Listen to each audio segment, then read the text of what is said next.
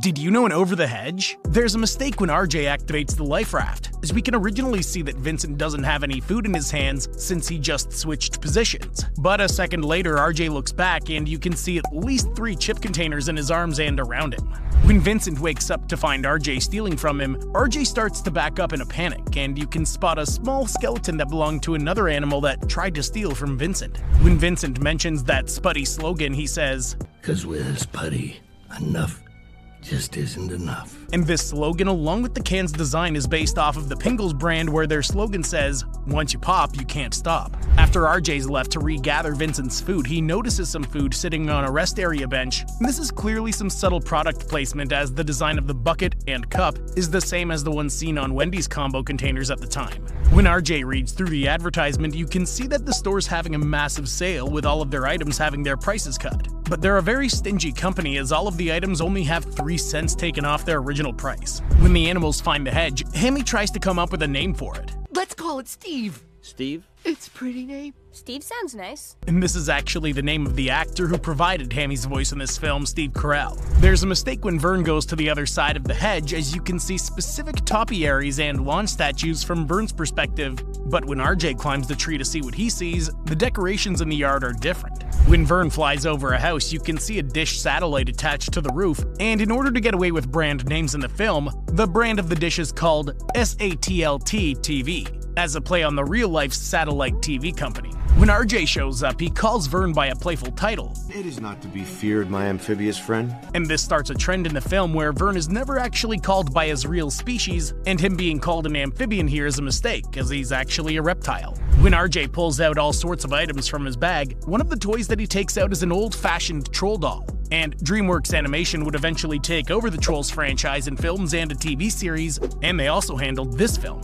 When RJ opens the bag of chips and we see the dust cloud from space, you can see that the continents are not in line the way they should be, but the location of the film seems to be closer to the California area of the continental US. While RJ's teaching the animals about humans and their food, he says, "That's what they eat when they've eaten too much food." This is a reference to the Alka-Seltzer brand, which always features its tablets dissolving in water during the commercials. There's a mistake when we see the overview of suburbia, as originally we only saw the one sign over the buildings during the day, but now there are plenty of other restaurants to prove RJ's point. After RJ gives his speech, he says, "You stick with me, and in 1 week we will gather enough food to feed a bear." This foreshadows the fact that RJ plans to steal all the gathered food to pay back Vincent. When RJ has a nightmare, you can see that Vincent attacks him and says, "Time's up, RJ." "But I have 6 more days!" And you can tell that this is just a nightmare, as the moon still isn't full, and it hasn't changed phases since the time Vincent gave RJ the deadline.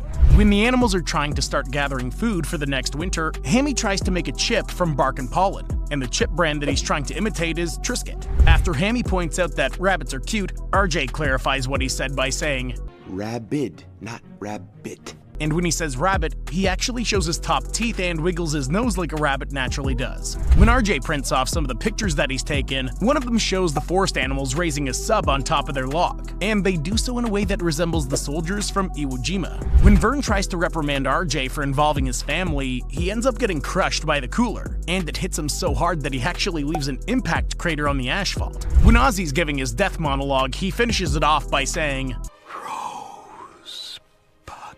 This is a reference to the film Citizen Kane, where Rosebud is the name of Kane's childhood sled. After Hammy gives RJ the soda, you can see him grab a juice box that's called Nearly Juice. And this is a reference to the fact that the FDA restricted juice companies from calling themselves real juice unless there was at least 10% real juice in them.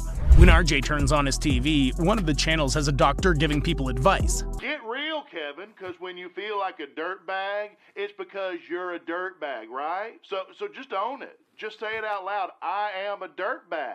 And this show was a reference to Dr. Phil's TV show. When RJ gets a vision of Vincent telling him time's up, he sees him as a star constellation at first. And this is a reference to the real-life star constellation based off of a bear called Ursa Major. When RJ finds a can of meat, the can is meant to resemble the design of Spam, but the brand name for this food is seen to be dead meat. When RJ makes a model of the yard, he pulls out pieces that are meant to resemble the forest critters, and these were just Monopoly player tokens. While the critters are operating on Stella, one of the items that they ask for is tomato juice, and this is because a tomato juice bath is supposed supposed to be one of the only ways to wash off a skunk smell if you end up getting sprayed by one. When the Verminator's practicing at night, you can actually spot a hidden Mickey on the truck, even though this is a DreamWorks movie, as the gauges form the ears. And one of DreamWorks' heads was Jeffrey Katzenberg, who was a former Disney executive. When Hammy's sent to the house roof to deactivate the security system, he spots a cookie on the roof. And this is the same cookie that RJ threw over the hedge when he tried to convince Hammy to help him when he first showed up in the forest. When the Verminator arrives to take away the critters, he says, Buenos dias, reptile. this is supposed to be a play on the Terminator's infamous line from his own franchise, Hasta la vista, baby. When the Porcupine Kids say they can drive the Verminator's vehicle, they say, We can drive. It's just like Auto Homicide 3. this is a reference to Grand Theft Auto and all of its sequels. When Hammy asks the GPS for help getting home, you can see that the brand of the navigation system is called Shelvald. This is a reference to Kristen Shelvald, who was the art director for this film and worked on other DreamWorks films such as Prince of Egypt, Flushed Away, and Puss in Boots. There's an inconsistency when the Depelter Turbo fires, as we originally saw that the dust cloud was on the west coast of the United States, but here we see that the beam is coming from just southwest of Michigan instead. When the Depelter Turbo finishes catching the humans and Vincent, you can hear it powering down. And the sound effect used is the same one that was used in Star Wars: The Empire Strikes Back when the Millennium Falcon's hyperdrive failed.